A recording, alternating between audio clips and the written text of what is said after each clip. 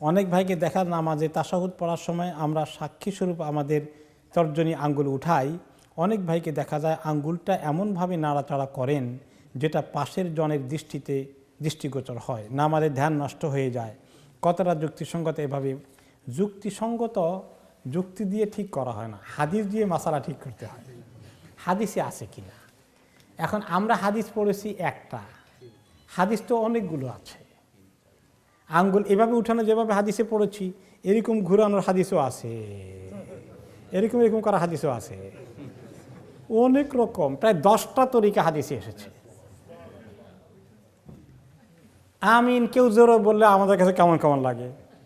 আস্তে পড়ার হাদিস যেমন আছে, জোরে পড়ার হাদিসও আছে। হাত এখানে বাঁধার যেমন হাদিস আছে, এখানে বাঁধারও হাদিস আছে। যখন একটা পড়ে ছোটকাল থেকে মুখস্থ করে রেখেছি, আর একটা দেখলেই জানি কেমন কেমন লাগে। আর এটার ঔষধ কি?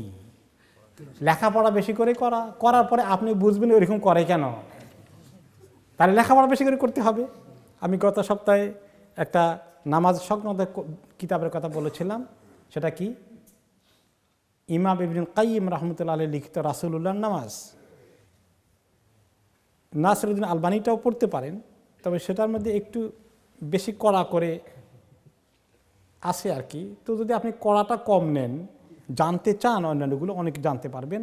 আর ইমাম ইবনুল কাইয়িম রাহমাতুল্লাহ আলাইহি একটু কম কড়া করে সুন্দরভাবে বলেছেন, সেটাও আপনি পড়তে পারেন। তাহলে আপনার অনেক জ্ঞান অর্জন হয়ে যাবে।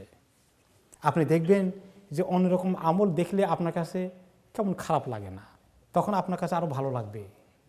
সুবহানাল্লাহ, কত হাদিস আছে আমি তো জানিই নাই সবগুলো। তাহলে জানার জন্য আমাদেরকে লেখাপড়া আরও করতে হবে, নাকি মক্তবে যা শিখি ছোটোকালে ওখানেই থাকবে? রাব্বি জিদনি ইলমা, তালাবুল ইলমি মিনাল মাহদে ইলাল লাহাদ, জন্ম থেকে কবরে যাওয়ার আগ পর্যন্ত ইলম শিক্ষা করার কাজ জারি রাখতে হবে। তালিবুল ইলম হয়ে যায় সবাই, বই পুস্তক পড়ি আরও।